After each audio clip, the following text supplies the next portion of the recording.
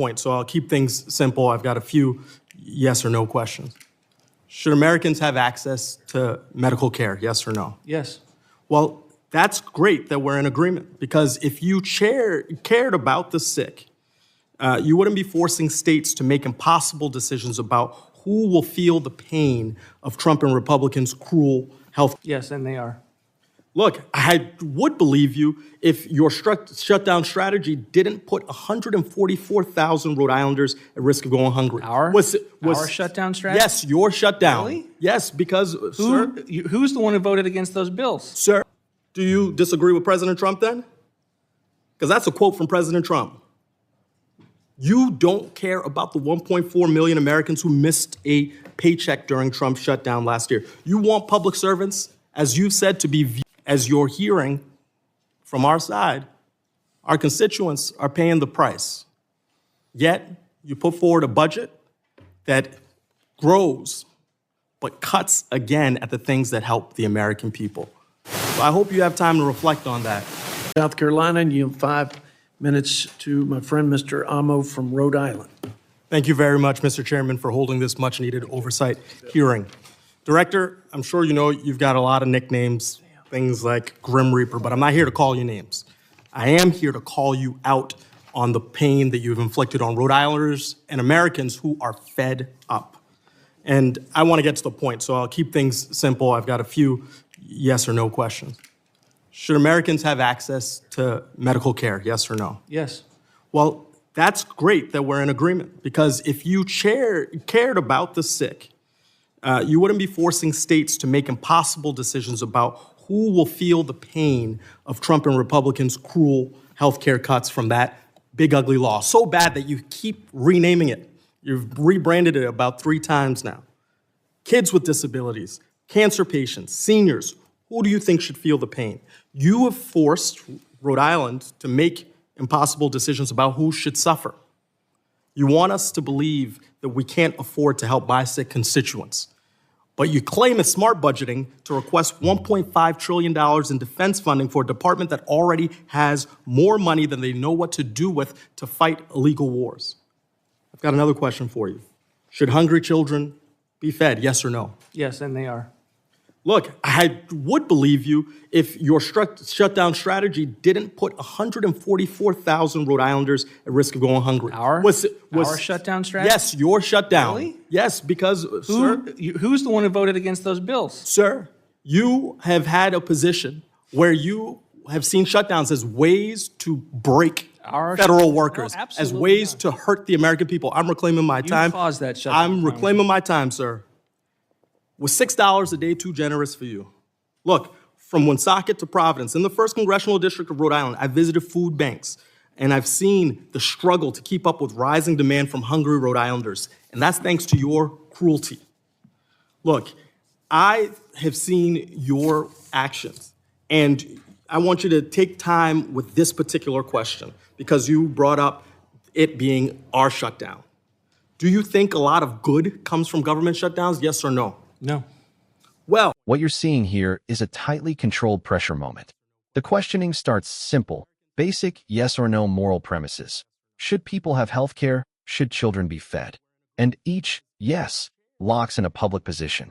But immediately after, those answers are used against the witness, exposing a gap between stated values and alleged actions. That's the core tension driving this exchange. Notice how the tone shifts from questioning to accusation. The focus is no longer policy details, but credibility. If the answers are yes, then the follow-up becomes unavoidable. Why do the outcomes described look so different? That's the contradiction the audience is meant to sit with. Do you disagree with President Trump then? Because that's a quote from President Trump. You don't care about the 1.4 million Americans who missed a paycheck during Trump's shutdown last year. You want public servants, as you've said, to be viewed as villains. From air traffic controllers to naval officers to VA employees, I heard constituents harmed by your shutdown. There is nothing good about that. It's damaging to real people, sir. You caused it. You voted for it. Look, you were the person that, with all of your votes, Mr. Vote, just like you did with Doge, you think that good things come from breaking people. You have said it's fine to break things and pick up the pieces later. I didn't make up these words. Those are your words. That has no regard to Rhode Islanders who are still trying to put their lives together, people around this country who are still trying to put their lives together. If you don't know your own words, how can you show up here to speak? Look, I'm going to wrap up because I don't want to afford you more time to tell more lies to the American people. You don't get to override Congress because you disagree with how funds are spent. You don't get to force government shutdowns to break people. Your decisions have done nothing but hurt my constituents. They don't need Washington bureaucrats like you making funding decisions that upend their lives. And you've said a lot of things today. I've watched some of your participation from my office. I saw some of it here. And your actions reveal the truth despite your words. When given the choice, you have chosen cruelty and chaos over billionaires over and over and over again. Billionaires, cruelty, chaos. You attacked healthcare. You put food for hungry kids at risk. You ignored Congress. You jacked up prices. The American people are fed up. Read every poll. And you embrace shutdowns that hurt working people. So at its core, sir, I don't think you value the American people. Your disregard for their lives is creating a great amount of pain. And as you're hearing from our side, our constituents are paying the price. Yet you put forward a budget that grows, but cuts again at the things that help the American people. So I hope you have time to reflect on that and the pain that you're inflicting on constituents around this country. I yield back. Gentleman yields. This exchange is less about policy specifics and more about moral framing. And that's exactly why it lands with such intensity. From the very beginning, the strategy is clear. Strip the debate down to its most basic human questions. Healthcare, hunger, paychecks. These aren't abstract budget lines. They're framed as direct impacts on real people. And once those yes answers are on record, the entire argument pivots to a single, powerful claim. There's a disconnect between what's being said and what's being done. What makes this moment especially compelling is how control of the conversation is maintained. The repeated reclaiming my time isn't just procedural, it's strategic. It prevents deviation, keeps the narrative focused, and ensures that the framing doesn't slip. The witness isn't given room to recontextualize or soften the accusations. Instead, the structure forces a one-directional flow, assertion after assertion, building a cumulative case. But the real turning point comes when the conversation shifts from individual decisions to broader intent. It's no longer just about specific votes or actions. It becomes about a governing philosophy.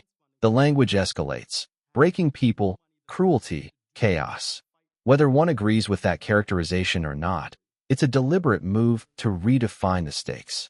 This isn't presented as a disagreement over policy priorities. It's framed as a fundamental difference in values. There's also a calculated use of scale. The argument moves from Rhode Islanders to 1.4 million Americans, from local food banks to nationwide shutdown impacts. That expansion matters because it transforms a localized grievance into a national indictment. It invites viewers to see this not as an isolated issue, but as part of a broader pattern. At the same time, the repeated references to shutdowns serve as a central anchor. Shutdowns are politically loaded because they have visible, immediate consequences: missed paychecks, halted services, public disruption. By tying those outcomes directly to decision-making, the speaker is attempting to draw a straight line between policy choices and human cost. And when that line is drawn clearly enough, it becomes emotionally powerful, especially for viewers who may have felt those impacts firsthand. What's equally important is what's not happening here. There's very little technical debate, no deep dive into budget mechanics or legislative nuance. That's intentional. This is designed for clarity and impact, not complexity. It's about shaping perception, not negotiating details. In the end, the takeaway for viewers is meant to be simple but strong. If leaders say they care about people, their decisions should reflect that. And if there's a perceived gap, that gap becomes the story. That's the central tension this entire exchange is built around, and it's what makes it resonate beyond the room where it happened. Now I want to hear from you. Do you think this line of questioning effectively exposed a real contradiction, or was it more about political framing than substance?